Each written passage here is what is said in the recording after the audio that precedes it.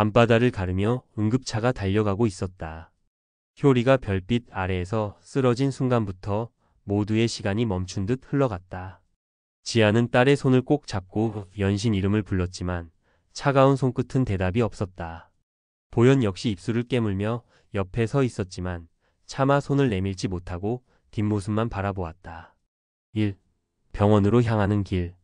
병원에 도착하자 긴급 검사가 이어졌다. 긴 대기 끝에 의사는 차분한 목소리로 다행히 큰 위험은 넘겼지만 정밀 검사가 필요하다고 설명했다. 지아는 안도의 한숨을 쉬었지만 그 순간 또 다른 그림자가 병원 복도에 드리워졌다. 정석의 전처 여정이었다. 그녀의 등장은 지안을 얼어붙게 만들었다. 수년 전 정석과 헤어진 뒤 소식조차 들을 수 없었던 여정이 마치 기다렸다는 듯 나타난 것이다. 여정은 지안에게 눈을 마주치며 조용히 말했다. 여기까지 와야 했어. 나도 이제 내 몫을 해야 하니까. 정석은 난감한 표정으로 둘 사이를 가로막았지만 이미 공기는 차갑게 식어 있었다.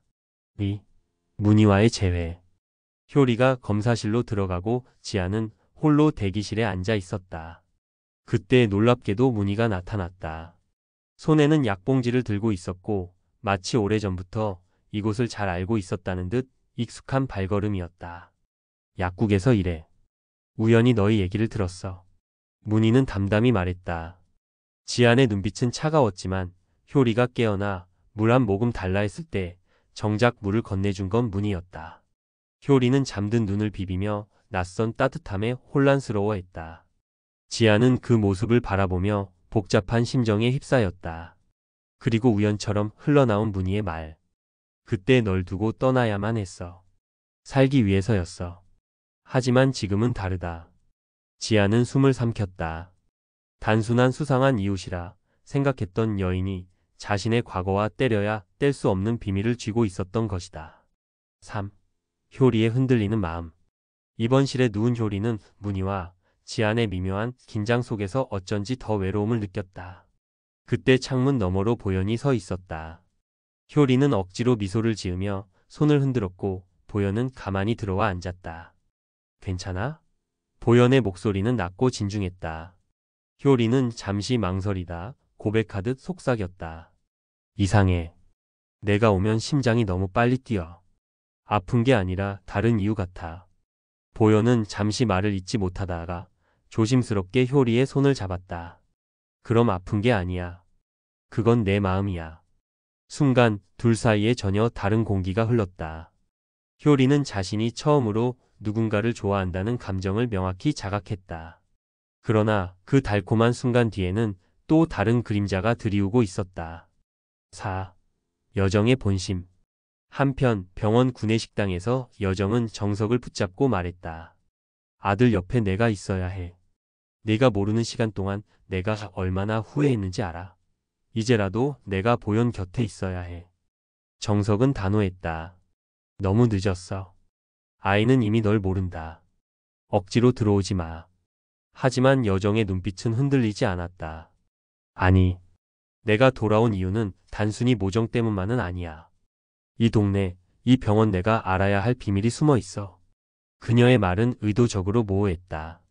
그러나 정석은 그 뉘앙스 속에서 설명하기 힘든 불길함을 느꼈다. 5. 문희의 비밀.